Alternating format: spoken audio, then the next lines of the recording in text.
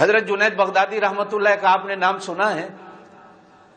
حضرت جنید بغدادی، میں نے پہلے بھی ایک دفعہ کہا، وہ پہلوان تھے، کھاڑوں میں کشتی کرنے والے، ولایت کے پہلوان تو بعد میں بنے ہیں۔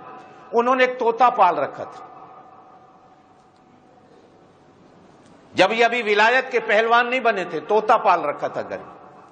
ایک دن طوطے نے کہا، جنید مجھے پنجرے سے رہا کر دو، اور اگر رہا کرو گے تو تمہیں ایک نصیحت کروں۔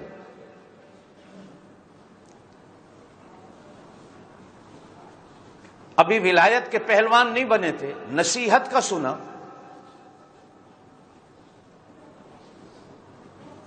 اللہ آپ کو بھی نصیحت سے سننے کی توفیق دے دے، آمین کہہ۔ نصیحت بڑی کڑوی ہوتی ہے، لیکن سیانے لوگ تو کہتے ہیں کہ دیوار پر بھی لکھی ہوئی نصیحت ہو تو اس کو پلے باندھ لیا کرو، چہ جائے کہ کوئی بندہ تمہیں نصیحت کرنے والا ہو۔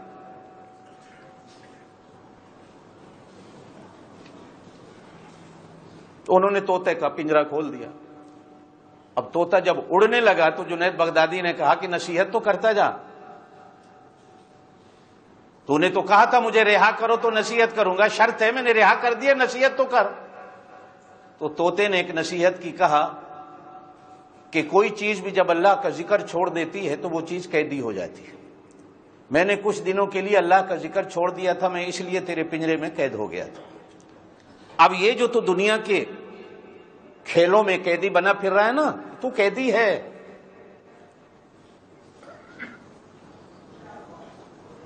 ان قیدوں سے اپنے آپ کو نکال، یہ بنگلوں اور کوٹھیوں کے پنجروں میں رہنے سے اپنے آپ کو نکال، پھر جا کر تیرے اوپر یہ نصیحت کام کرے گی۔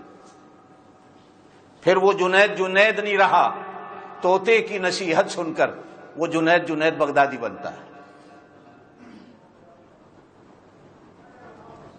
کبھی کبھی اگر ہمیں بھی موقع نہیں ملتا اللہ سے وہ دعا کرنے کا، تو کبھی منہ سے کوئی ایسا جملہ نکل بھی جاتا ہے جس سے آپ ناراض ہو جاتے ہیں۔ کوشش ہوتی ہے کہ جمعے والے دن بات ایسی کی جائے، محنت ایسی کی جائے، کوشش ایسی کی جائے، اور کوشش کرنا بندے کا کام ہے۔